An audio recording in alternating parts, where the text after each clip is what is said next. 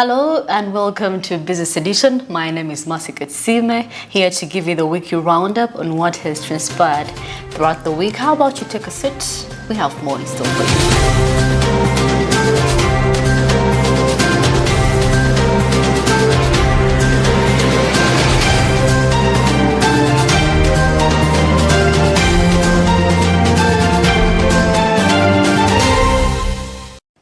A boat that capsized last week, and of course the community actually suggested government to enforce a waiver on importation of boat engines and life jackets. Now our reporter was there in field to have a feel and of course see what the community had to say on this regarding the purchase of boat engines and life jackets.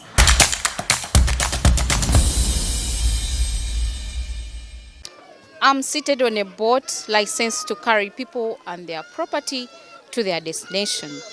Having a life jacket is like carrying your own life in your own hands because it is the only thing that can save you in case tragedy hits. It is so unfortunate that some people decide not to wear life jackets. Kasenyi landing site, a crucial and busy shoreland to Lake Victoria, sits approximately 5 kilometers off Entebbe Kampala Road past Nkumba. The site, which covers close to 20 acres of land off in Kasenyi village, serves a pronounced community that depends largely on fishing and other activities like boat building, fish processing and packaging, among others. Like the many landing sites in the country, Kasenyi is basically economically driven by the blue economy. For the locals, there are bigger challenges such as the untarmacked road, which has slowed down business. The business nowadays, this season, the business are not going very well because of the bad season. Now we are faced. Now it's like on last Thursday. We have got an accident. Now some businesses here in this island, they are not good.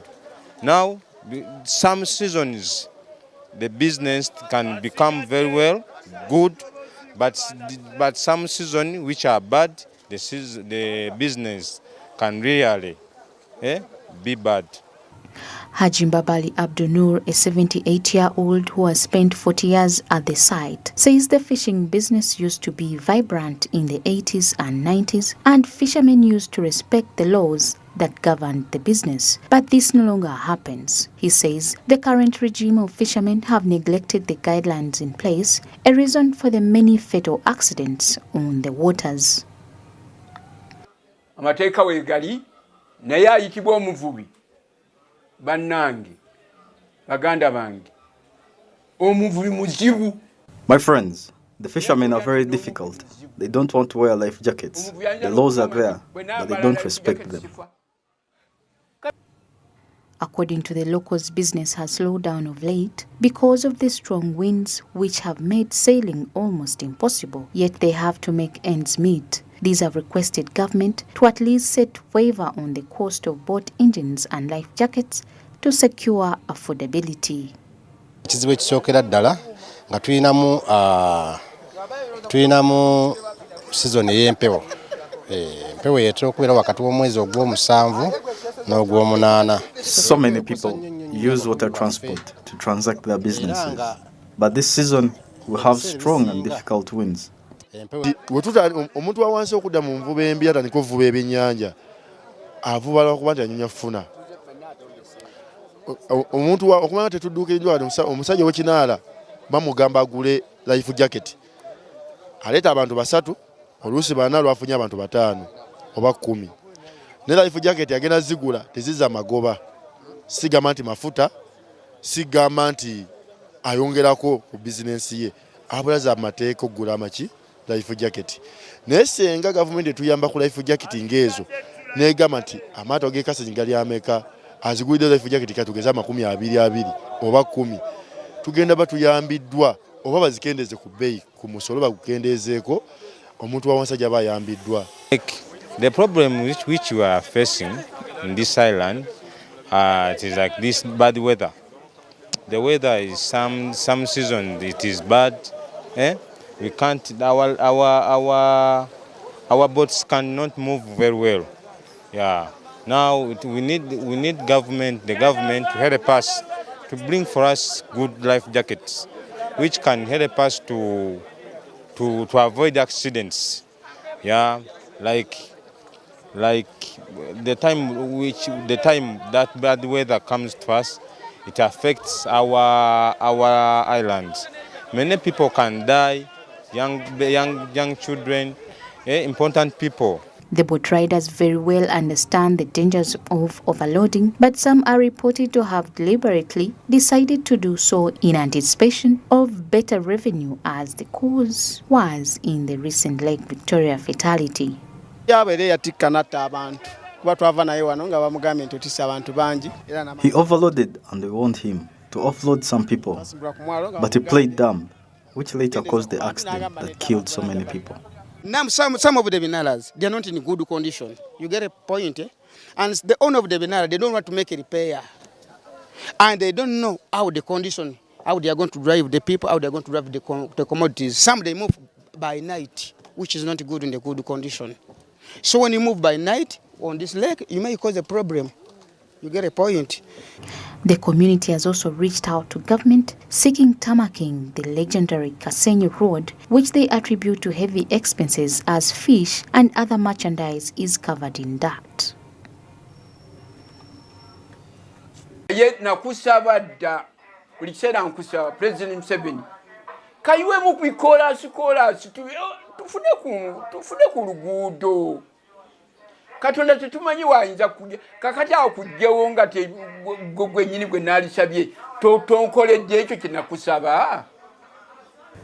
Those who were around in the 80s used to see me dig this road. Mr. Museveni would have helped me to tarmac the road. Mr. Museveni, please tarmac the road for us.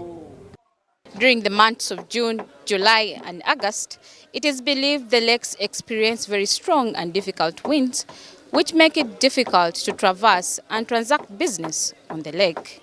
On the fateful day of 2nd August, it is believed the strong winds had a hand in capsizing the boat. Samlanifa, Smart 24 TV.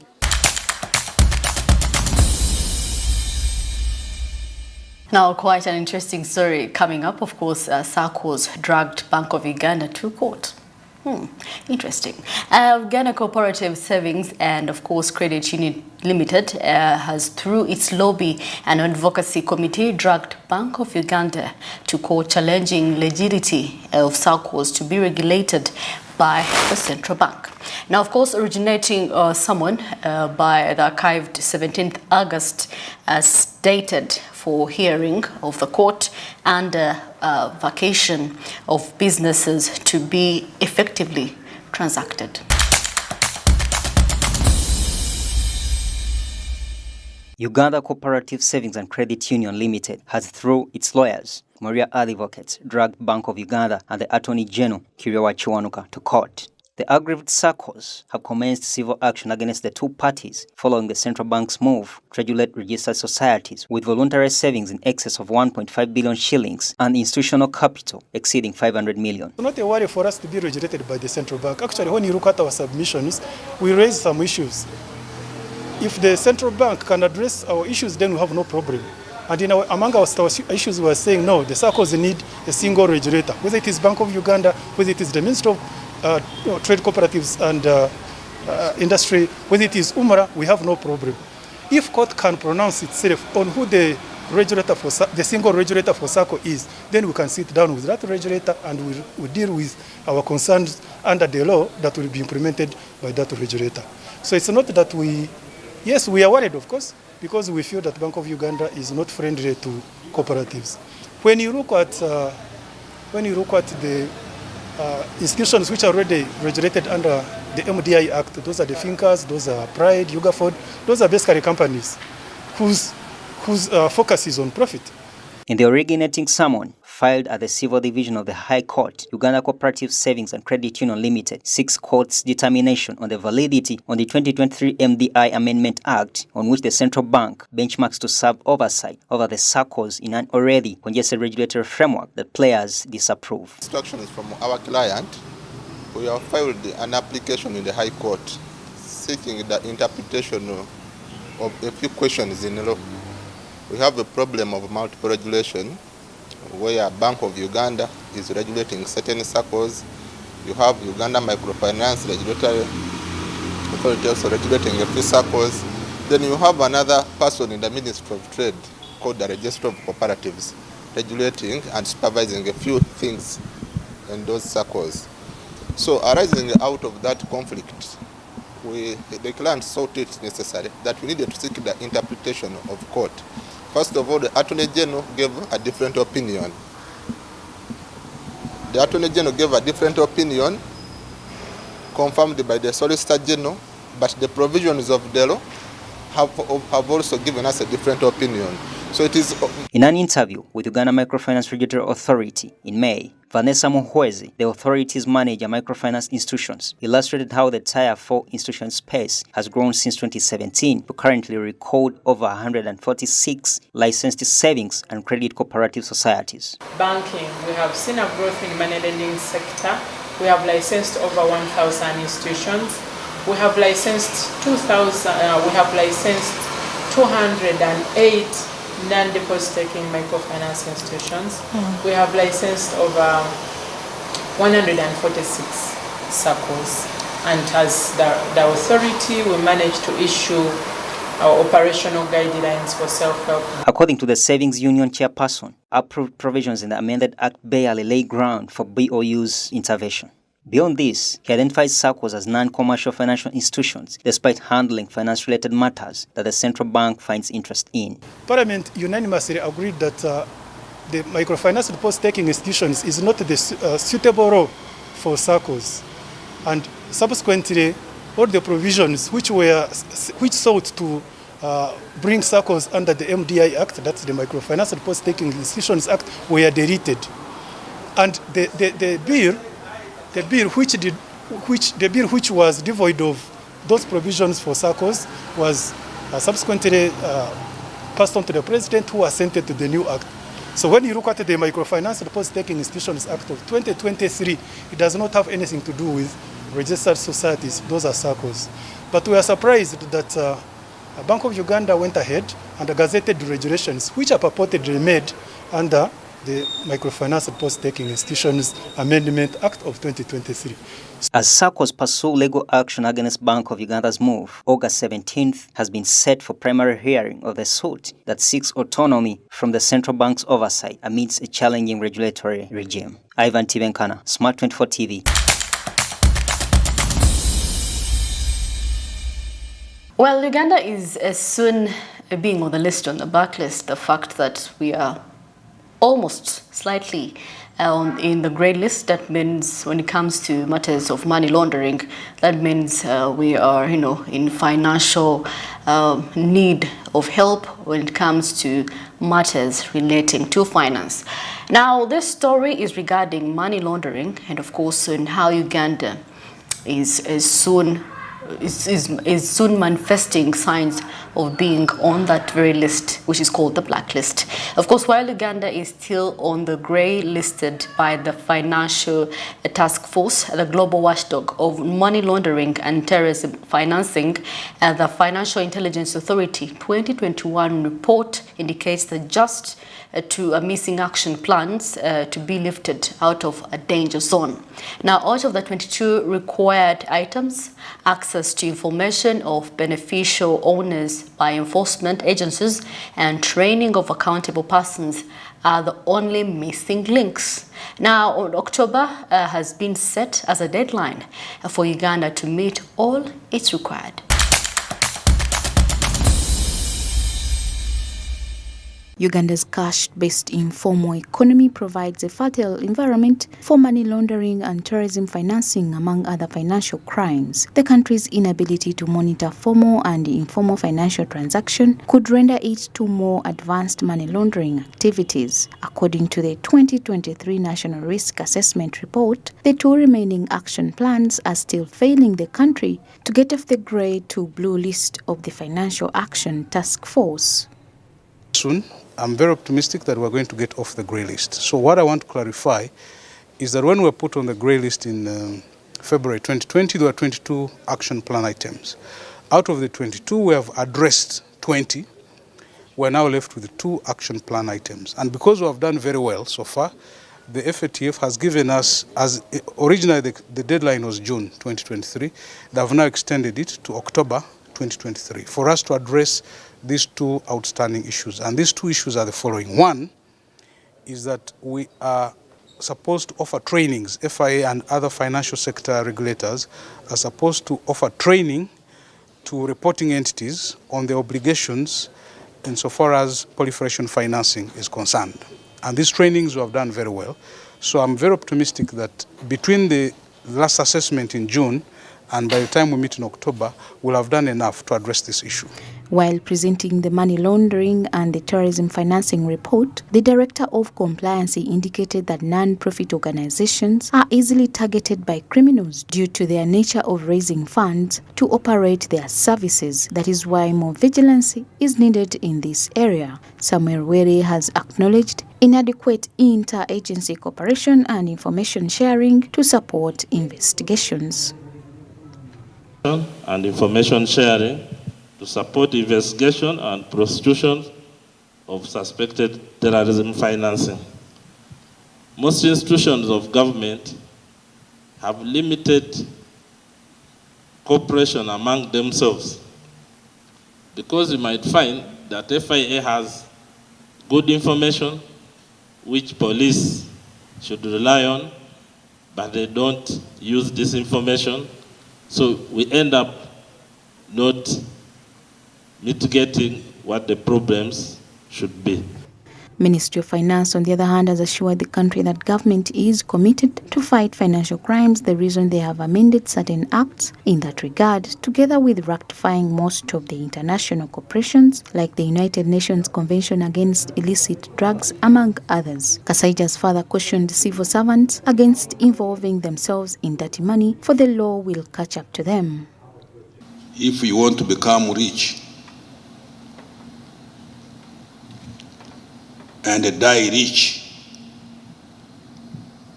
and you are admired in society, never go for something that is not yours. And some civil servants here, I'm warning you, I'm an old man, you know that very well. I'm reaching 80 years next year. Please, don't take what is not due to you. Have you heard me? That's when you will enjoy that wealth. You know, people do things, they say, banantegera. Oh, one day when you have retired somewhere, you will see police officers coming with the NPingu to catch you and say, you stole, you took what was not yours, please let's come. Collins Tugumisirize from the precious mineral business, which is one of the high-risk category for money laundering, has appealed to government to bring forward proper regulations for the industry since it is the biggest contributor to the country's exports. According to him, many reports have given the mineral business a negative connotation, the reason why some banks have refused to give them accounts, yet they contribute to the economy. We need also, because such reports sometimes give a negative connotation or image to a sector, yet it is also a valuable sector to the economy. We also believe that working closely, like with the Financial Act, needs to find ways to include minerals and not because I notice some banks are saying they cannot, if you have a mineral dealer, you cannot have an account and say this is our business. So such things show that there is negativity towards the industry because we are high risk. But we need... The banking sector, real estate, fisheries, lawyers, among others, are some of the vulnerable sectors in money laundering and financial terrorism. Samlani Fa, Smart 24 TV. Well, still in financing, Uganda Microfinance Regulatory Authority, Bank of Uganda, NITA Uganda, and FITSPA crafted comprehensive digital lending guidelines and, of course, addressing concerns regarding excess indebtedness and high interest rates, predatory lending, and personal data protection. Now, of course, the concerted effort not only seeks to unlock growth, but also ensure consumer protection in the era of mobile-powered financial services where data security standards are paramount.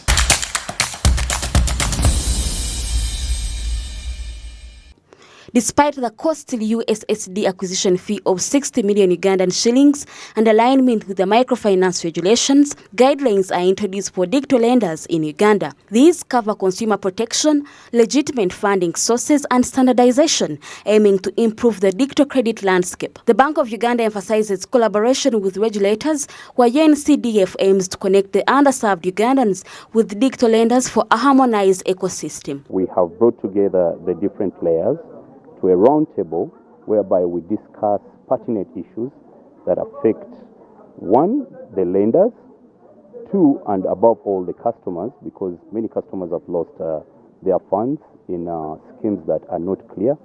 So we are trying to help government to regulate fully and work towards having a complete and holistic regulated lending culture. And we cannot downplay the emergence of in isolation. BOU, UMRA, UCC, CRB, because CRB is a player and not a regulator, that we are working in isolation.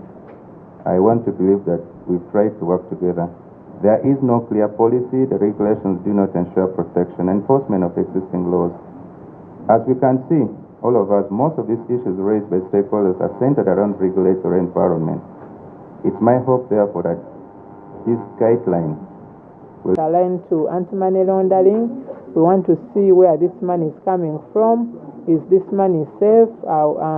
It is a policy that they should get still approval from the Financial Intelligence Authority, because they have to apply with the anti-money laundering requirements, so the law in place. So these guidelines are also to ensure the consumer protection. I know the public has been hearing so much public outcry of different apps, how they are maybe extorting data, calling different people within your phone. Whoever didn't get to know that you're borrowing money using an app, they get to know that you have really borrowed and maybe you have not yet paid. I call upon the digital lenders to review their applications on actually having that consent from customers where they can access your... Digital lenders claim telecoms overcharge in withdrawal fees, sparking debate. Nelson Chituka insists government should regulate telecoms to reduce charges, affecting lenders' ability to offer low interest rates. Digital lender will lend you at less than 10% unless you guys go and tell the telcos that for these kinds of transactions, you cannot charge what they charge. I'll give you another example. If somebody pays 2 million shillings, the fees that the MNOs will charge is 80,000. Yes. Now what happens with banks is banks use RTGS and EFT. If I send 20 million shillings, the maximum that they will charge me is 10,000 shillings. So the real issue is not with us digital lenders. The real issue is, the president always says that to reduce the cost of goods in Uganda, reduce the cost of electricity. So to reduce the cost of electricity, you go and look at Umeme, go and look at UETCL and say, you guys, what are you charging my manufacturers? For us digital lenders, our costs are in the costs of moving the money. And we are feeling that these MNOs, the Airtels, the MTNs are taking too big a chunk for what they do. You cannot take 10% or 6%. NCB banks that are behind, the MTN Momo kind of, digital loan need to need to inform, and I think they are doing their best to inform customers.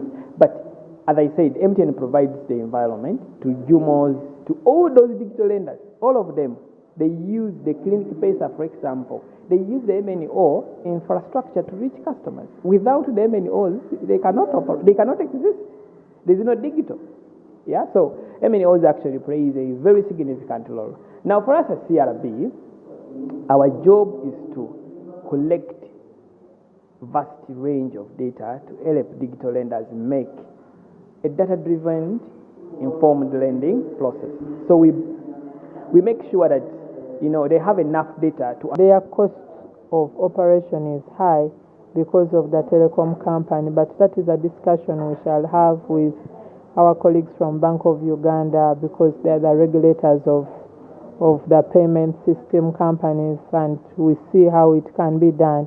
However, it is a discussion because this is a win-win situation.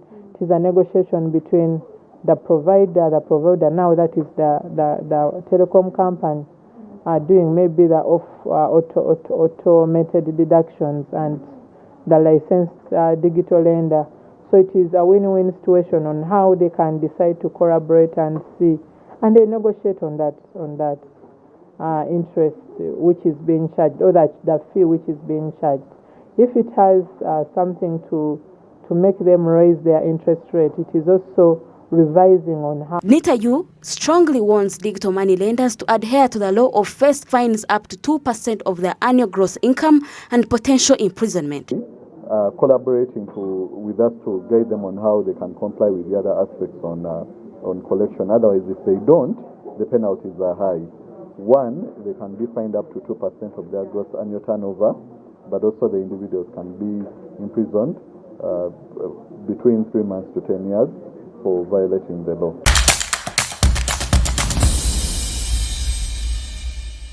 Earlier this week, Uganda managed to host the Africa Coffee Summit, and of course, matters regarding value addition with G25. Uganda earned $845 million from export of 5.8 million, which is 60 kilogram bags of coffee in the ended financial year. And of course, the figure is clearly up from 3.5 million, which is 60 kilograms of bags recorded 7 years ago. Now, of course, with the G25 Coffee Summit that kicked off on Monday, the Kampala Declaration signed an aim to rally support of the African Union in giving coffee prominence and ultimately positioning as it is a strategic crop for Africa.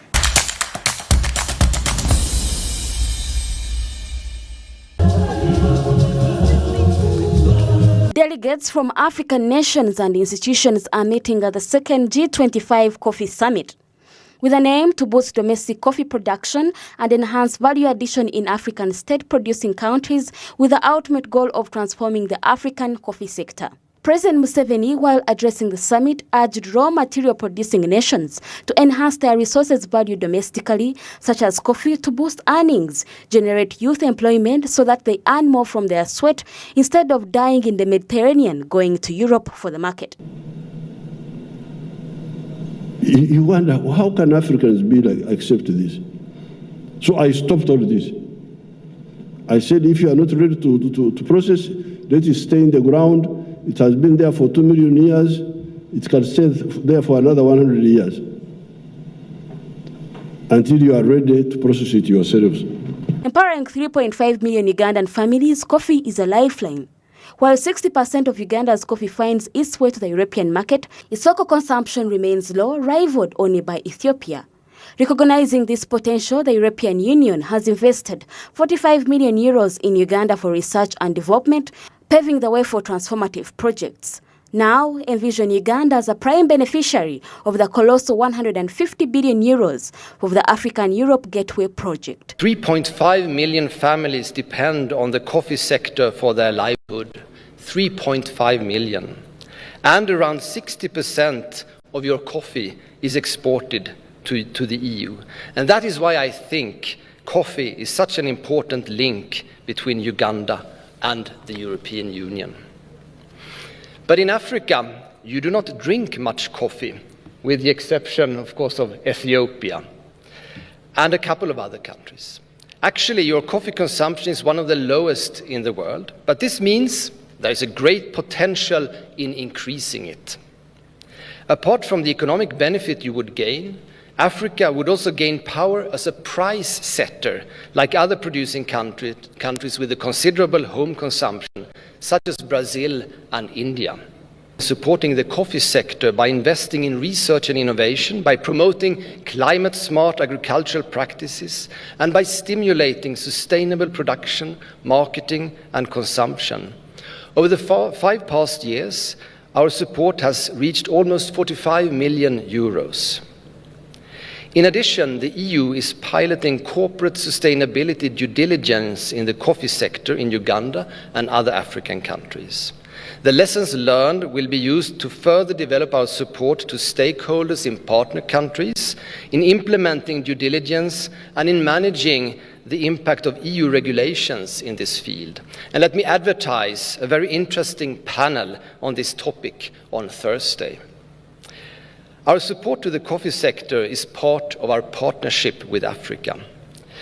The EU is committed to leverage investments through the Africa-Europe Global Gateway investment package, worth at least 150 billion euros by 2027. The rollout of the package has started, and it includes support to partner countries in boosting their local production and decrease their dependence on expensive and unsustainable agricultural inputs. As part of our support, the EU and the African Union are looking at identifying a number of strategic value chains to be promoted, and coffee is one of those selected as a priority for Uganda and for many other African countries. Despite coffee's potential as a livelihood for 60 million Africans, only 12% of the global coffee output is from Africa. Value chain inequality hampers Africa, which gains only 0.6% of the value. Operating at the low end of the supply chain as a green bean exporter. Challenges include weak infrastructure and logistics, hindering domestic consumption. A case in point is South Africa, that only imports coffee from Brazil. Because it is increasing the import bill and making coffee consumption within Africa more expensive. Excellencies, there are 2 factors inhibiting the full implementation of the Inter-African Continental Free Trade Agreement, namely infrastructure and lack of investment in the value addition. For instance, Nigeria, with a population of 221 million, almost similar to Brazil, has a huge untapped market and could serve as a prime consumer of African coffee. However, due to lack of adequate infrastructure, coffee exporters from East Africa to Nigeria by ship can take maybe more than 7 months. Another prime example in South Africa, which has huge potential for African coffee, but it imports primarily from Brazil and Europe. This is the trend in many of our African countries. Renana Habwe, Smart 24 TV. Well, that marks it for the first part of Business Edition. I hope we shall be back in a few minutes, so please don't go.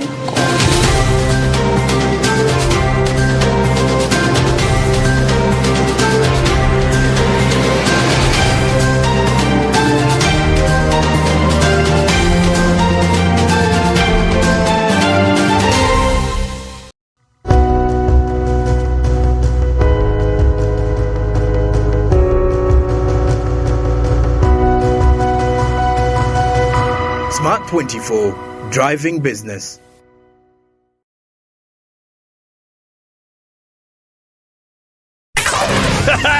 It's super fast internet. Oh, it's a super camera. It's a super battery. Phone battery full. Yeah, it's a super deal.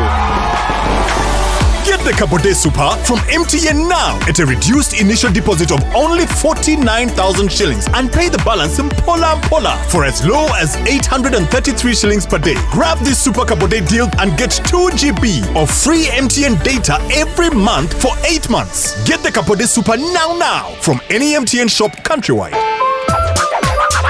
Everywhere you go, MTN. Regulated by UCC.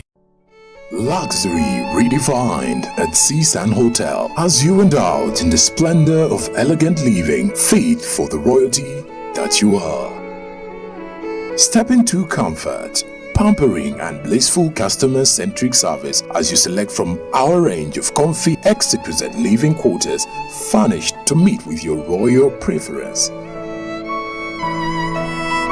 Surrounded by scenic beauty, our tropical setting allows you to escape the glamorous ordeal of city life. Our ambient green gardens will guide you to a place of revitalizing rest. The 3-star restaurant caters to your palate, serving your choice menu ranging from exotic cuisines to local delicacies.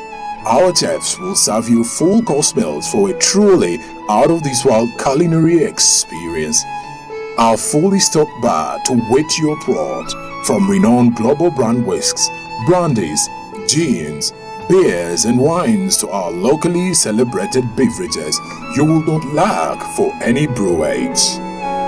It's an all-new experience in the East at Seasand Hotel, so visit today at Plot 15 to 19 Spire Road, Ginger, or contact us on +256 751 719 960 and +256 785 354 614 for reservations. Seasand Hotels, luxury redefined. Say goodbye to paperwork and travel costs. Now every MTN customer can register to invest in securities anytime and anywhere with Zabu in a few simple steps. Step 1. Dial *292#. Step 2. Select option 1. Register with Zabu. Step 3. Enter your full names. Step 4. Enter your national identification number. Step 5. Enter your national identification card number. In 24 hours, you will receive an SMS confirming your registration. Congratulations, you are now ready to invest.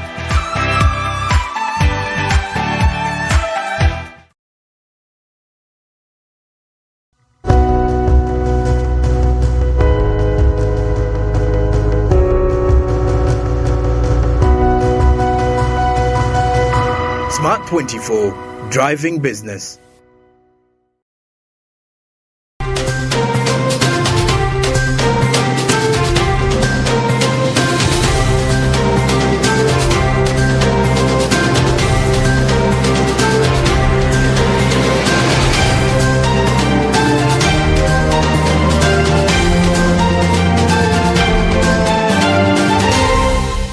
Welcome back from the short commercial break. You're still watching Business Edition. My name is Masi Katsime. Still continuing, Uganda Manufacturers Association UMA cautioned the Ministry of Finance to speed up formulation of export guarantee scheme in a bid to harness the export potential in the East African community.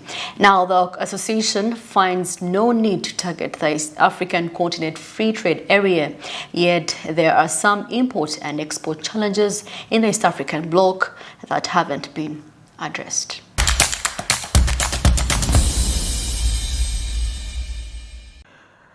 An export credit ensures that an exporter receives payment for goods shipped overseas in the event that customer defaults, reducing the risk to the customer's business and allowing it to keep its prices competitive.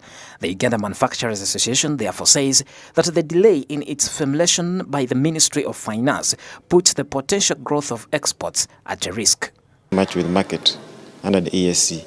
We've had a lot of issues dealing with Kenya, dealing with Tanzania, dealing with Rwanda. However, for us, we don't tire. This is an opportunity for us to expand and also work hard. Because if you don't first clean ourselves in the ESC, we're not going to be able to fly to the AfCFTA. All of us, we are here today to talk about tariff concessions. These tariffs are so important in trade. Because if you're not going to have tariffs, you're not going to be able to trade. All these are tools facilitating trade. So we are all here to make sure we clean our house. We have learned lessons from the ESC.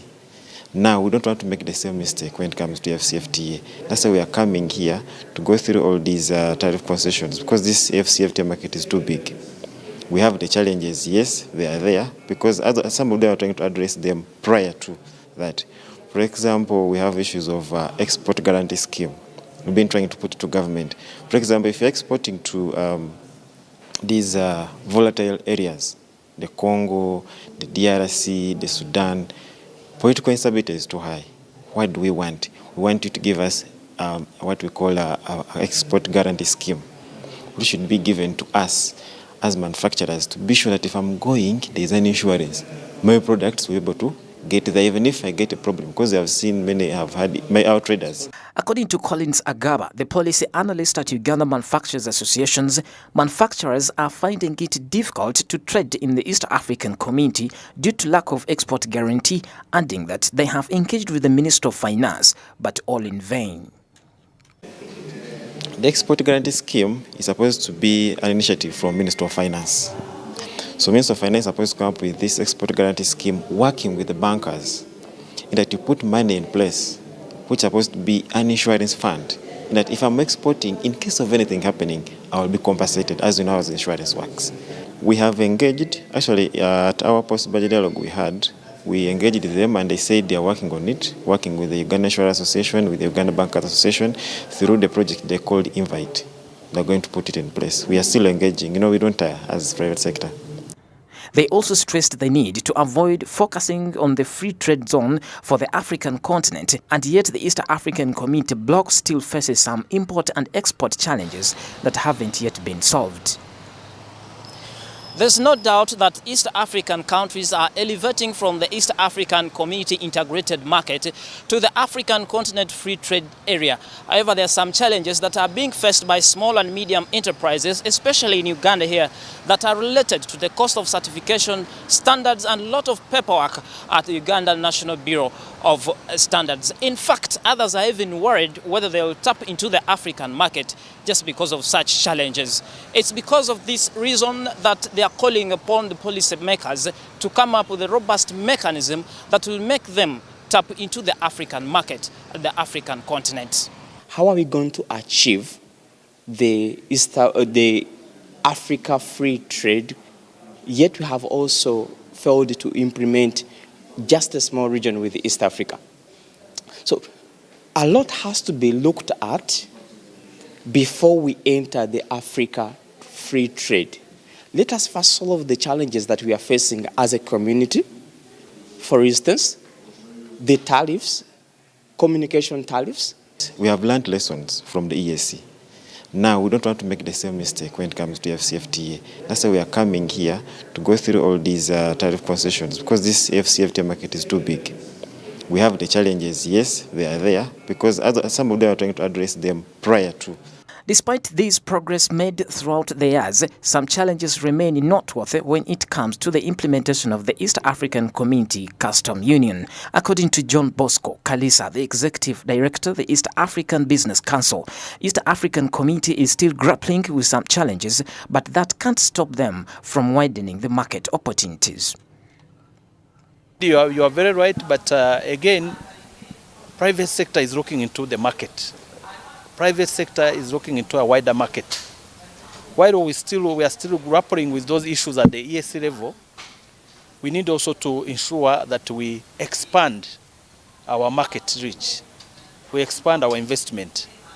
And numbers in economics matters. So the wider market matters for whoever want to invest, want to do business in East Africa. He can position here to serve the entire continent. So while we are trying to resolve our internal issues, it shouldn't really stop us from looking at the wider continental market and the global market. And I think you may also look at the self-esteem of different countries trying to make their countries first. And this could be the reason as to why even the East African community trade has failed to work. You can see right now Kenya has negated milk from Uganda. Yet we believe that we have to trade, to have open trade within East African country. There are other countries envoying to join the regional bloc, as the summit of the East African Community Heads of State and Government have said in their 2011 communique. The region has increased both inter- and intra-regional trade and has also witnessed an increase in the intra-East African Community foreign direct investments amidst challenges. Bedson Mumbere, Smart 24 TV.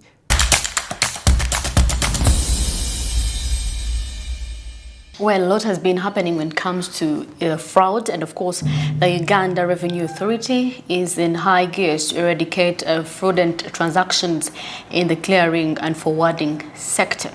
Now, during the authority's engagement with business leaders, trading groups and players in the clearing and forwarding, agreement was arrived for a strategy to isolate brokers disguising as clearing agents or proper considerations.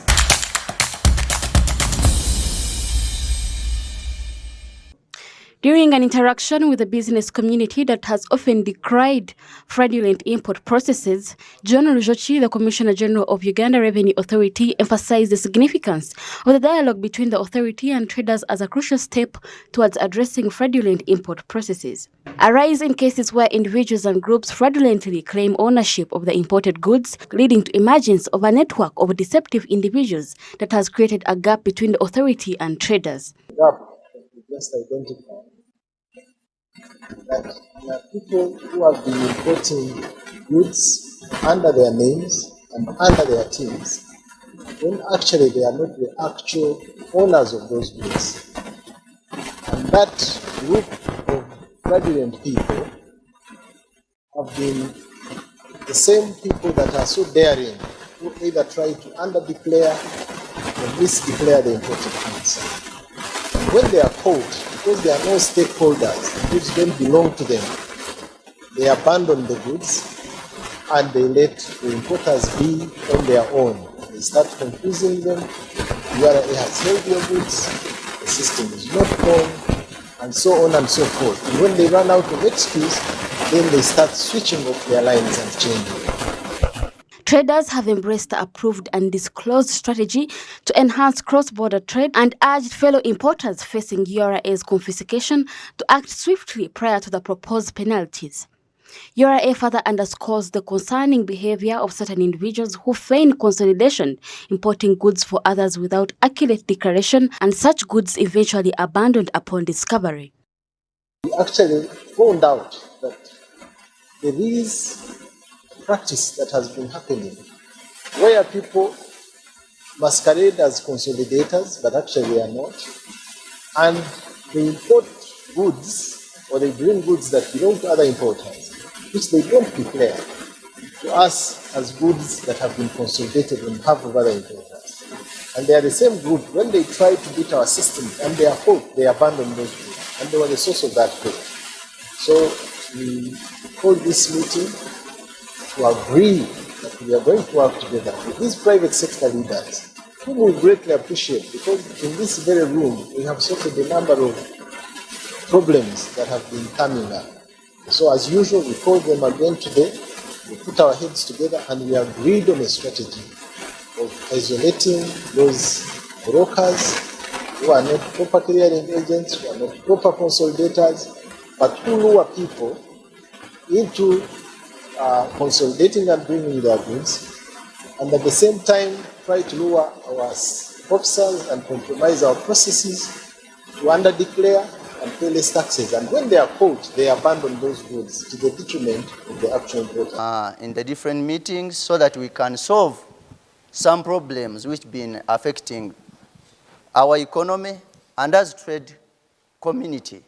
So at this time, we have been given a big chance so that we can call whoever knows that he has or he failed to pay the taxes in URA, or he was confused by his or her agent to clear his goods or to get his goods. So we call you upon to come over and we go to URA so that they can give you a release for your goods so that you can go and keep on trading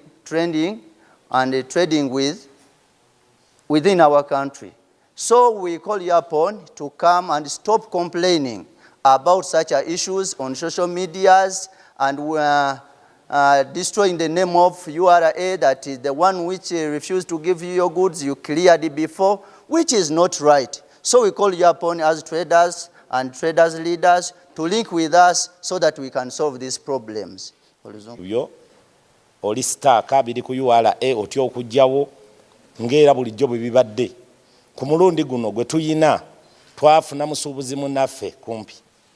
We thank the Commissioner General because he has interacted closely with the business people. I take this opportunity to call on to anyone whose goods have been confiscated to come and clear their goods because they have been removed from the penalty. Come before Wednesday, before your goods are auctioned to the market. Consequently, a deadline has been set for companies engaged in non-disclosure of true ownership while importing goods under their names. These entities must report to URA by Wednesday, August 9th, before legal consequences come into effect. Additionally, consolidators are required to furnish a list of those on whose behalf they are importing goods, as importers have been granted amnesty from any penalties. Please come out clean and give us the full list of the people you imported for so that we can clear the goods back to them.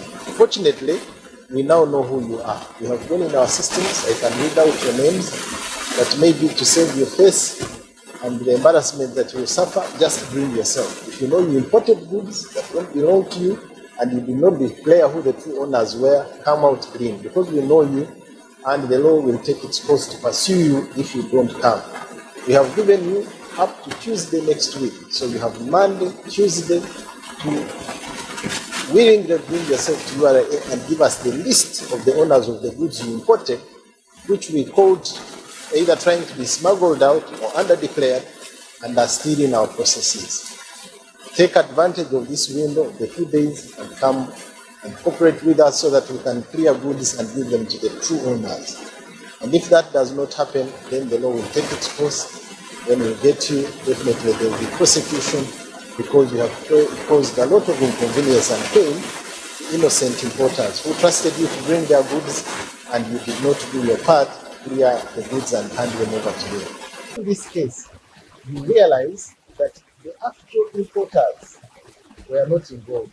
The one who attempted to misdeclare and underdeclare are those masqueraders who registered in our systems as true importers, but we found they are not. Now, we are saying if the actual owner comes forward and these people who had imported on their behalf give us the house bills, the details of who the actual importer is, the actual importer will not be penalized because he has done no crime. The misdeclaration was done by somebody on their behalf. So we will give them their goods, they will pay the right taxes without penalty. Well, away from that, we're going to look to matters regarding communication in Uganda. Uganda Communications Commission affirmed government efforts to effect a prudent communication industry, citing its regulations over the sector players in telecoms, media and other services as outward informed by goals in their third national development plan. And of course, according to the Commission, 90% of the country is covered on the communication grid, while the Universal Access and Services Fund is to help bridge the remaining gap. Let's have more.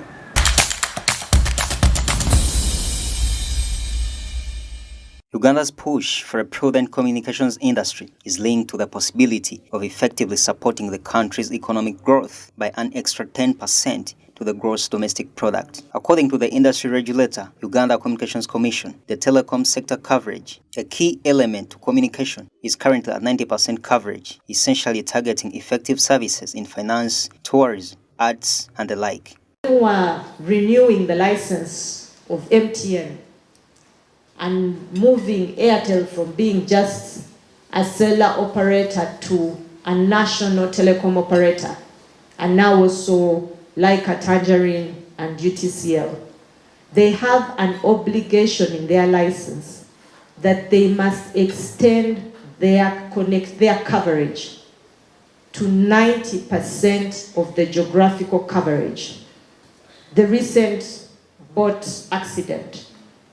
These are the very reasons why we're insisting there should be coverage on the lake. So that, because you won't have emergency communication if there is no coverage.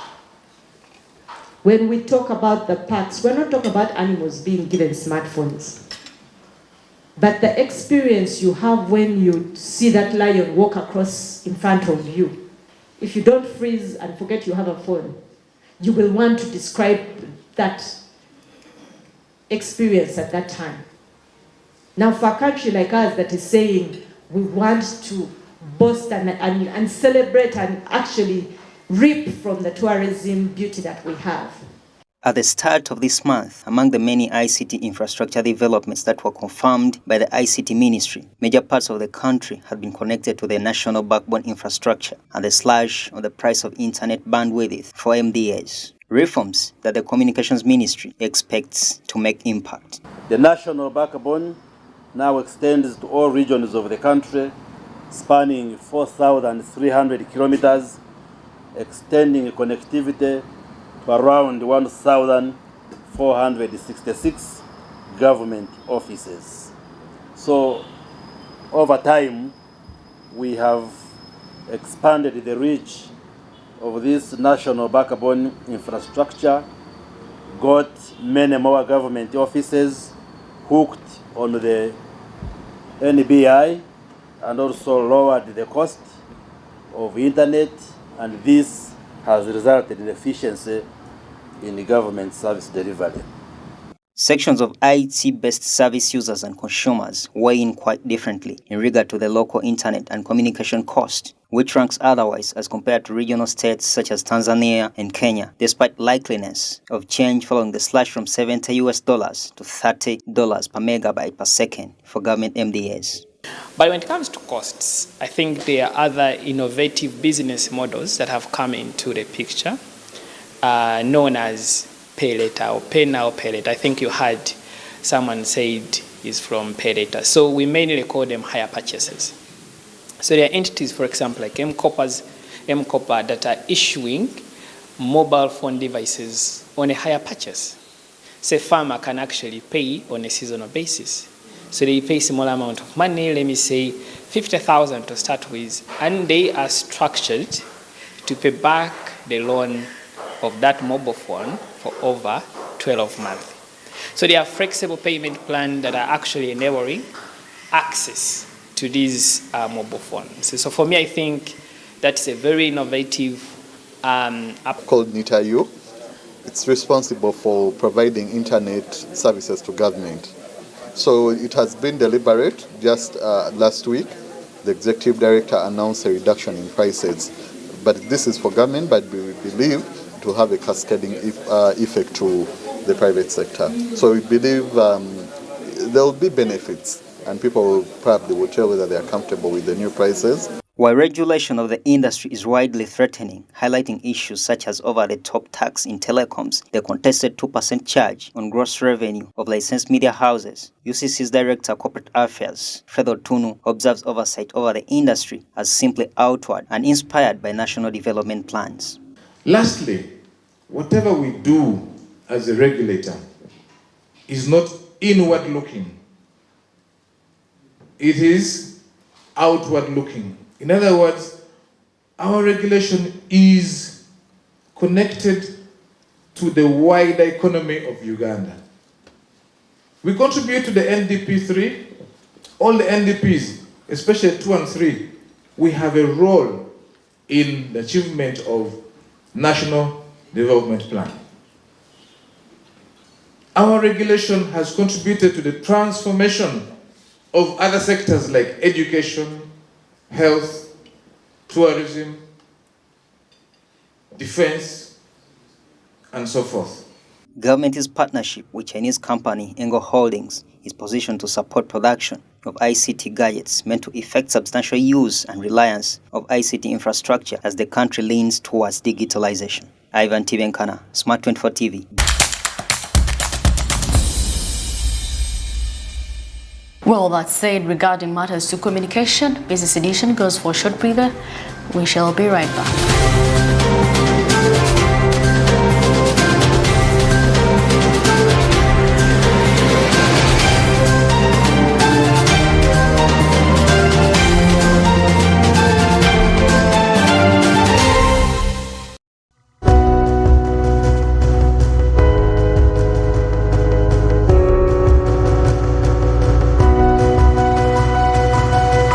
Smart 24, driving business.